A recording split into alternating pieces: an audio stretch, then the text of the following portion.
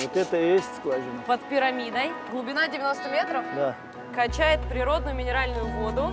Да, А вода здесь, говорят, лучше, чем знаменитая грузинская. Это чисто со скважины, которая идет вода. Она не очищена, не без газов. А проводились ли исследования? Сколько надо выпить в день вот такой природной воды, чтобы прожить 100 лет? 100 лет прожить, это не от нас зависит. Пить его можно сколько влезет. 150 лет назад в Ингушском районе Северного Кавказа было открыто Ачелукское месторождение минеральных вод. Сульфатно-гидрокарбонатно-натриево. Местное население издревле пьет ее как живую водицу. Воду долго изучали. Еще в 1929 году на месте 503-й скважины открыли этот завод. Сегодня здесь за час разливают 22 тысячи бутылок.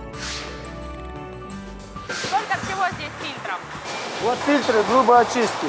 Вот эти вот стоят угольные фильтры. Потом вот эти вот лежачие, они ультрафиолетовые. Убивают все микробы. Какой бы насыщенной калием и магнием ни была бы вода, если пить ее из лужи, известно, кем можно стать. Все соли и минералы растворены в воде вместе с бесполезными примесями. Убрать песок, но оставить природную пользу позволяет поэтапное уменьшение размера ячеек фильтров. Последний барьер – это мембраны величиной в 1/10 микрона. Перед розливом каждой новой партии лаборант берет пробы, проверяет, удалось ли сохранить минеральное богатство после фильтров. Какие минералы преобладают в той или иной почве, такой вода и будет насыщена больше.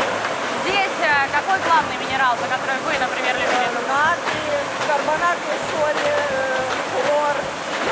Обычный состав минеральной воды.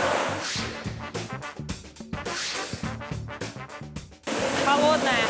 А разливается при определенной температуре. От 0 до 2 градусов. Чем ниже температура, тем выше газация. Кстати, шипучие газики СО2 в минеральную воду добавляют исключительно для усиления вкуса. Процессы газации, да и всего розлива от выдувания бутылки до закручивания крышки здесь автоматизированы. Вот таким может быть горный завод. А чем вы ополаскиваете пластиковые бутылки перед розливом? Чисто фильтрованной минеральной водой. Этой же? Этой же водой, которую туда заливают. В Ингушетии нас все уверяли, что пьют только эту воду. В отличие от других целебных, ачелукская не пересолена. Лечебна для желудка, печени, улучшает метаболизм и рекомендуют при сахарном диабете. Может, в сочетании с горным воздухом, но на здоровье ингуши особо не жалуются. Хорошо, что руководство республики решило поделиться своим богатством со всей нашей страной и взялось за маркетинг. Эту воду сегодня куда уже удается поставлять? Мы его поставляем уже в течение 10 лет по России. В Воронеже, в Тамбове, в Москве.